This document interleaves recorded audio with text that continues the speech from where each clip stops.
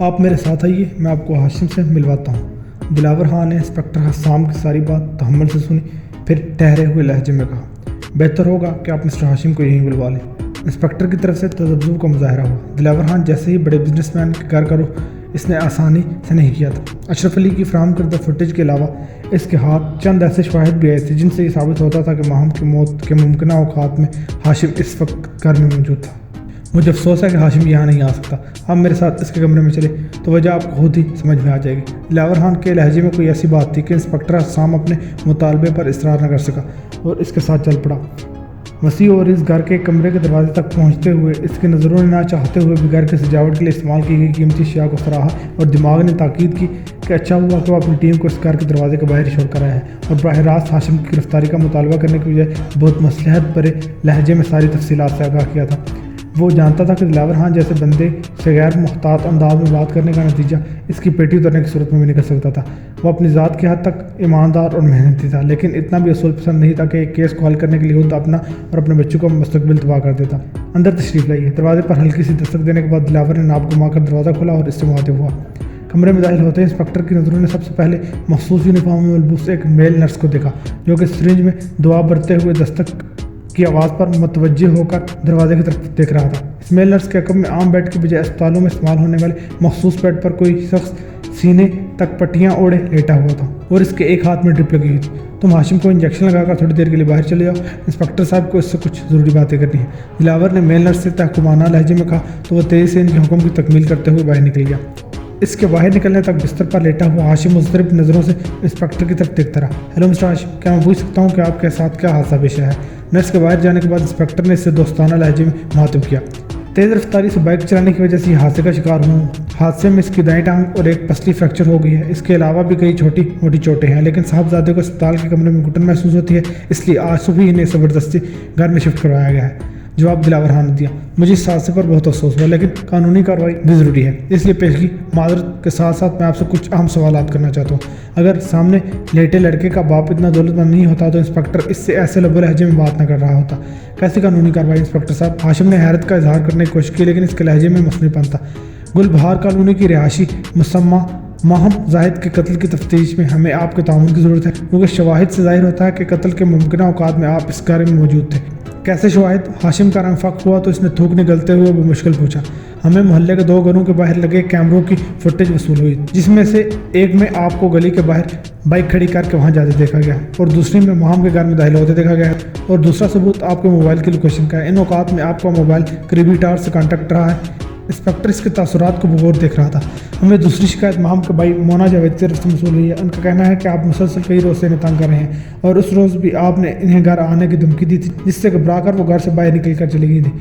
ہمیں جو فوٹیج ملی ہے اس میں آپ کو زبردستی گھر میں لاک کھول کر داخل ہوتے دیکھا جا سکتا ہے۔ پولیس نے مسز مونا کو جانے والی دھمکی آمیز کالز کا ریکارڈ بھی حاصل کیا ہے۔ انسپکٹر جو بولتا جا رہا تھا ہاشم کی شکل اترتی جا رہی تھی۔ خاموشی سے یہ سب دیکھنے والا دلاور خان کے چہرے پر بھی تفکر اور غصے کی ملی جلی کیفیت تھی۔ شبہ کیا جا رہا ہے کہ مسز مونا جاوید کی عدم موجودگی میں ان کی قبل از وقت کالی سے لوٹ کر آنے والی نند ماہم آپ کے ہاتھ چڑھ گئی۔ آپ نے اسے اپنی حوث کا نشانہ بنانے کے بعد موت کے گھاٹ اتار دیا۔ یہ بالکل غلط ہے۔ میں مانتا ہوں کہ مونا کو تنگ کر رہا تھا اور اس روز زبردستی ان کے گھر میں ظاہر ہوا تھا، لیکن اس کی نند کو موت تک پہنچانے میں میرا کوئی ہاتھ نہیں ہے۔ میں جب وہاں پہنچا تو وہ پہلے ہی مر چکی تھی۔ اس پر ہاشم خاموش رہنے کی وجہ بول پڑا۔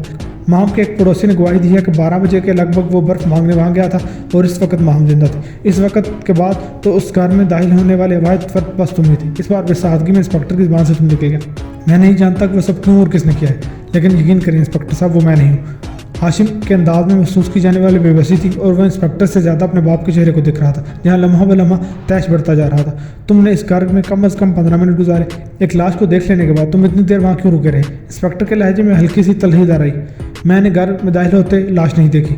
میں تو اپنے طور پر ایڈونچر اور تھرل کے لیے وہاں گیا تھا۔ گھر میں داخل ہونے کے بعد میں کسی فلمی کردار کی طرح سٹی بجاتا رہا۔ میں نے کچھ دیر لاؤنج میں بیٹھ کر وقت گزارا، وہاں بیٹھے بیٹھے آوازیں لگاتا رہا کہ میں آ گیا ہوں ڈارلنگ، تم کہاں چھپ کر بیٹھی ہوئی ہو، آ کر میری کچھ خاطر نظارت کرو۔ اپنی حرکت کے بارے میں بتاتے ہوئے اس کے لہجے میں ندامت تھی۔ کیا تمہیں یہ اندیشہ نہیں تھا کہ گھر پر مونا کے سوا کوئی اور بھی موجود ہو سکتا ہے؟ پہلی بار مونا کو ایک شاپنگ مال میں دیکھنے کے بعد میں مسلسل اس کی ریکی کرتا رہا تو مجھے معلوم تھا کہ صبح اس کا شوہر اور نند گھر سے چلے جاتے ہیں اور کام والی بھی 10 بجے تک کام نپٹا کر واپس چلی جاتی ہے اور دوپہر میں 2:30 پونے 3 بجے کے قریب نند کی واپسی گھر تک اکیلی ہی ہوتی ہے۔ اس لیے میں بالکل بے فکر تھا۔ اچھا آگے بتاؤ پھر آگے کیا ہوا؟ میرے کئی بار پکارنے کے باوجود مونا کی طرف سے کوئی رد عمل ظاہر نہیں ہوا تو میں نے اٹھ کر کمروں میں جھانکنا شروع کر دیا۔ 2 خالی کمروں میں دیکھنے کے بعد میں نے تیسرے کمرے کا دروازہ کھولا تو مجھے پنکھے سے لٹکی لاش دکھائی دی۔ یقین کیجیے انسپکٹر صاحب، میں تھوڑا رنگین مزاج اور تھرل پسند ضرور ہوں، لیکن کوئی لاش دیکھنے کا وہ میری زندگی میں پہلا موقع تھا۔ میں بری طرح گھبرا گیا اور فوراً وہاں سے بھاگ نکلا۔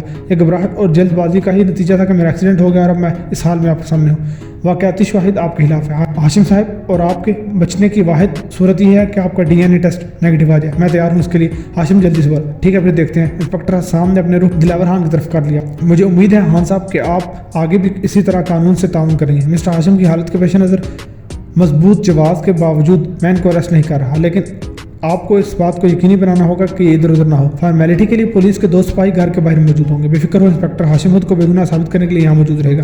میں اس کے ہر انداز کو اچھی طرح پہچانتا ہوں اور مجھے یقین ہے کہ یہ جھوٹ نہیں بول رہا۔ دلاور خان کے تاثرات بیٹے کے مکمل بیان کے بعد بدل چکے تھے اور اب وہ پہلے کی طرح پرسکون دکھائی دے رہا تھا۔ کیا وہ بدبخت گرفتار کر لیا گیا؟ جی نہیں، یقیناً اس کے باپ کی دولت قانون کے راستے میں حائل ہو گئی ہوگی، لیکن میں آپ کو بتا رہا ہوں انسپکٹر صاحب، میں اپنی بہن کے قاتل کو اتنی آسانی سے زندہ نہیں چھوڑوں گا۔ میں سوشل میڈیا سمیت ہر فارم پر اس زیادتی کے خلاف آواز اٹھاؤں گا۔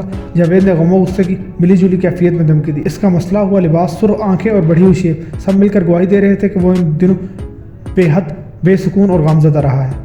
مہم والے حادثے نے اس کا پورا گھر بکھیر دیا تھا۔ وہ جان سے پیاری بہن اور عزیز بیوی دونوں کو ہو چکا تھا۔ ہاشم کا DNA ٹیسٹ نیگیٹو آیا ہے، جس کا صاف صاف مطلب ہے کہ آپ کی بہن کے ساتھ زیادتی اور قتل کا مجرم کوئی اور ہے۔ باپ کے پاس دولت کے ڈھیر ہوں تو دامن پر لگا ہر داغ ایسے ہی مٹ جاتا ہے۔ میں نے آپ کو یہ سب بتانے کے لیے نہیں بلایا، میں آپ کو کچھ سنانا چاہتا ہوں جسے آپ اکیلے میں بیٹھ کر سنیں تو بہتر ہوگا۔ جاوید کے الزام پر انسپکٹر حسام کا چہرہ غصے سے سرخ ہو گیا، لیکن کوئی بہت سخت بات کہنے کی بجائے اس نے ماہم کا موبائل اس کے ہاتھ میں تھما دیا اور خود باہر نکل گیا۔ جاوید نے نہ سمجھنے والے انداز میں اسکرین کی طرف دیکھا اور غائب دماغی کیفیت میں انگلی کو حرکت دی۔ فوراً ہی ماہم کی آواز کمرے میں گونجنے لگی۔ میں آج کل جس تکلیف میں ہوں اسے بیان کرنا بہت مشکل ہے۔ میں سوچ بھی نہیں سکتی کہ مجھے اپنے عزیز ترین ہستی کی وجہ سے اتنی تکلیف اٹھانا پڑے گی۔ میرے لیے تو آپ ابو کے بعد سب سے قابل اعتماد تھے بھیا، لیکن اس روز کالج سے واپس آئی تو میرا یہ یقین پاش پاش ہو گیا۔ اس روز وائس پرنسپل کے اچانک انتقال کی وجہ سے پہلے پیریڈ کے بعد ہنگامی طور پر چھٹی دی جا چکی تھی۔ بھابھی میرے سامنے ہی آپ کے ساتھ میکے جانے کے لیے نکلی تھی، اس لیے مجھے معلوم تھا کہ اس وقت گھر میں کوئی نہیں ہوگا، لیکن جب میں گھر میں داخل ہوئی تو آپ کے کمرے سے آنے والی آوازیں سن کر حیران رہ گئی۔ خاموشی سے آدھ کھلے دروازے میں جھانکا، اندر آپ اور زیبو کام والی جس شرمناک حالت میں نظر آئے، اس نے مجھے لرزا کر رکھ دیا۔ میرے گناہ گار کاروں نے یہ شرمناک الفاظ سنے کہ آپ زیبو کو نوٹ تھماتے ہوئے اس سے کہہ رہے تھے، قسم سے تجھے ہوش کر دیتی ہے زیبو، مجھے تیری مالکن کے اگلی بار میکے جانے کا بڑی شدت سے انتظار رہے گا۔ اس سے زیادہ دیکھنے اور سننے کی ہمت مجھ میں نہیں تھی، اس لیے چپکے سے اپنے کمرے میں جا کر لیٹ گئی۔ آپ اور زیبو میری موجودگی سے بے خبر گھر سے روانہ ہو گئے۔ آپ کے کردار کا یہ ہلکا پن میرے لیے بہت بڑا صدمہ تھا بھیا۔ مجھے رہ رہ کر بھابھی کی وہ باتیں یاد آتی تھیں۔ وہ کہتی تھی خوبصورت لڑکی کو دیکھ کر تمہارے بھیا کی نظریں اس سے چپک کر رہ جاتی ہیں۔ کبھی کہتی بڑے ٹھرکی آدمی سے نصیب جڑ گیا ہے میرا۔ کبھی آہیں بھرنے لگتی کہ مت بڑی بے وفا شاہ کا نام ہے۔ حسین ترین عورت بھی بغل میں لی پھر رہا ہو تو ادھر ادھر تانگا جانگی سے باز نہیں آتا۔ میں نے ان کی بات کو کبھی سیریس نہیں لیا اور یہ سمجھتی کہ یہ بیوی کے خواہاں کے اندیشے اور شکوے ہیں۔ مجھے آپ پر اتنا اعتماد تھا کہ آپ میں کبھی کوئی حامی دیکھ ہی نہیں پائی تھی، لیکن میرا سارا مان ایک جھٹکے سے ہی ٹوٹ گیا اور میں سوچنے پر مجبور ہو گئی کہ جب آپ ایسے ہو سکتے ہیں تو دنیا میں اور کون بھروسے کے لائق ہے۔ مام کی آواز پگھلتے ہوئے شیشے کی طرح جاوید کے کانوں میں اتر رہی تھی اور موسم ٹھنڈا ہونے کے باوجود پسینہ پانی کی طرح اس کے جسم سے بہہ رہا تھا۔ وہ چاہتا تھا کہ مام کی بات مزید نہ سنے، لیکن ریکارڈ شدہ آواز مسلسل اس کی سماعت سے ٹکرائی جا رہی تھی۔ میں ابھی آپ کے کردار سے ہلکے پن کے صدمے سے نکلی نہ تھی کہ خود اپنی بدعمالیاں سامنے آ گئی۔ ایمان کا تقاضا تو یہی ہے نا کہ انسان حلوت و جلوت میں دونوں میں اپنی حیا کی حفاظت کرے، لیکن میں نے اپنے نفس کی مانی اور اپنے کچھ ایسی سیلفیز لے لی جنہیں کسی کو دکھانا ممکن ہی نہیں تھا۔ میں نے وہ سیلفیز ڈیلیٹ بھی کر دی، لیکن نہ جانے وہ کیسے کسی بدبخت کے ہاتھوں لگ گئی اور وہ مجھے بلیک میل کرنے لگا۔ میرے لیے تو اس کے مطالبات پورے کرنا ممکن نہیں ہے اور نہ ہی اس ذلت کو سہنا جو میرے انکار کی صورت میں مجھے سہنی پڑی ہے۔ میں نے اپنی زندگی کا خاتمہ کرنے کا فیصلہ کر لیا ہے۔ میں سبھی انسان کی بیجی ساری تصاویر ڈیلیٹ کر رہی ہوں کیونکہ میں نہیں چاہتی کہ میری طرح آپ بھی شرمندگی سے دوچار ہوں۔ ماہم کی آواز بند ہوگی، لیکن جاوید کو ایسا لگ رہا تھا کہ کمرے کی ہر دیوار اس پر چیخ رہی ہو۔ مسٹر جاوید، انسپکٹر حسام نے واپس آ کر اسے پکارا تو وہ ہڑبڑا کر اپنے خیالوں سے باہر آ گیا۔ Are you okay mister Javed? Inspector نے ہمدردی سے پوچھا۔ اس سب کا تو پھر یہی مطلب ہے کہ ماہم نے سچ مچ خودکشی کی ہے؟ جاوید نے سوال کون سنی کرتے ہوئے اپنی بات کہی۔ میں اس بات سے متفق نہیں ہوں۔ جو آڈیو آپ نے سنے ہیں اس سے یہ بات تو سمجھ آتی ہے کہ ماہم خودکشی کا ارادہ رکھتی تھی، لیکن اسے اپنے ارادے پر عمل کرنے کا موقع نہیں مل سکا۔ شاید یہ وہ شخص تھا جو اسے تصویروں کے حوالے سے بلیک میل کر رہا تھا اور وہ اس روز کسی بھی طرح عین موقع پر وہاں پہنچ گیا اور اسے حالات اپنے مواقف نظر آئے تو کام کر دکھایا۔ شاید اس کا خیال ہوگا کہ سوسائڈ نوٹ پڑھنے کے بعد اس کے کیس پر کوئی کام نہیں کیا جائے گا اور کیس داخل دفتر ہو جائے گا، لیکن لیکن اتفاق سے یہ کیس کسی کامچور پولیس آفیسر کے بجائے میرے حصے میں آیا اور میں نے باریک بینی سے جائزہ لیا اور طالع لیا کہ معاملہ کچھ اور ہے۔ اگر مجھے شک نہ ہوتا تو میں آپ کے انکار کے بعد پوسٹ مارٹم پر اتنا زور نہ دیتا۔ پوسٹ مارٹم اور فورینسک رپورٹ نے ہمیں بہت جلد شواہد فراہم کر دیے تھے۔ مجھے یقین ہے کہ بہت جلد اصل مجرم تک ہم پہنچ جائیں گے۔ کیا آپ کو پورا یقین ہے کہ مجرم ہاشم خان نہیں ہے؟ جاوید نے جھجکتے ہوئے پوچھا۔ 99% یقین ہے، صرف 1% کی گنجائش لیے چھوڑ رہا ہوں کہ اس دنیا میں کچھ بھی ناممکن نہیں۔ پھر وہ کون ہے جو میری معصوم بہن کے ساتھ درندگی کر گیا؟ جاوید نے اپنے بال نوچ لیے۔ ہم اس تک پہنچنے کی کوشش کر رہے ہیں۔ مام کے موبائل کا ہمارے ماہرین نے اچھی طرح جائزہ لیا ہے۔ تصاویر ڈیلیٹ کرنے کے باوجود اس نمبر تک پہنچنے کی کوشش کی جا رہی ہے جس سے تصاویر بھیجی گئی ہیں۔ دوسری طرف یقیناً کوئی بہت ماہر شخص ہے، اس لیے ہمارے لوگوں کو اس تک پہنچنے میں بہت مشکل پیش آ رہی ہے، لیکن انشاءاللہ ہم پہنچ جائیں گے۔ انسپکٹر نے اسے یقین دہانی کرائی، پھر خیال آنے پر پوچھا، کیا ماہم کے پاس اس موبائل کے علاوہ بھی کوئی دوسرا موبائل تھا؟ جی نہیں، اس کے پاس صرف یہی موبائل تھا۔ لیکن آپ کیوں پوچھ رہے ہیں؟ ہمارے ماہرین نے واٹس ایپ سے ڈیلیٹ کردہ تصاویر تو ریکور کر لی ہیں، لیکن ان کا خیال ہے کہ ماہم نے وہ سیلفیز اس موبائل کے کیمرے سے نہیں اتاری۔ اس نے ٹیبل پر پڑے ماہم کے موبائل کی طرف اشارہ کیا۔ اوہ! جاوید یکدم چونکا۔ ماہم کا یہ موبائل زیادہ پرانا نہیں ہے، اس کا پچھلا موبائل گڑبڑ کر رہا تھا تو میں نے اسے نیا سیل لے کر دے دیا تھا، لیکن پرانا موبائل سیل کرنے سے پہلے ماہم نے میرے کہنے پر اس کا سارا ڈیٹا ڈیلیٹ کر دیا تھا۔ اس طرح ڈیلیٹ کرنے سے کچھ نہیں ہوتا، کچھ لوگ اس طرح ڈیلیٹ کردہ چیزوں کو ریکور کرنے میں خصوصی مہارت رکھتے ہیں۔ مجھے یقین ہے کہ ماہم کو بلیک میل کرنے کے لیے استعمال کی گئی سیلفیز اس کے پرانے موبائل سے ہی لی گئی ہوں گی۔ آپ مجھے تفصیل سے بتائیں کہ آپ نے موبائل کب اور کسے سیل کیا؟ انسپکٹر ایک بار پھر پرجوش ہو گیا۔ میں نے گھر کے قریب موبائل مارکیٹ میں ایک شاپ پر وہ موبائل بیچا تھا۔ میں آپ کو تفصیلی نوٹ کرا دیتا ہوں۔ جاوید اسے دکان کا نمبر اور مالک کے متعلق معلومات نوٹ کرنے لگا۔ بس ٹھیک ہے، آگے سے ہم معلوم کر لیں گے کہ اس دکان سے موبائل کس نے خریدا۔ اگر خریدار کا نام سامنے آ گیا تو یہ کیس فوراً حل ہو جائے گا۔ بہت شکریہ انسپکٹر صاحب، مجھے آپ کی کوشش میں کوئی شک نہیں ہے، لیکن پھر بھی میں آپ سے کہوں گا کہ اگر ماہم کے قاتل تک پہنچنے کے لیے مجھے اپنا سب کچھ بھی خرچ کرنا پڑے تو میں پیچھے نہیں ہٹوں گا۔ اللہ نے چاہا تو اس کی نوبت نہیں آئی۔ پولیس کو اپنا کام کرنے دیجیے، انشاءاللہ پولیس کچھ نہ کچھ ڈھونڈ لے گی۔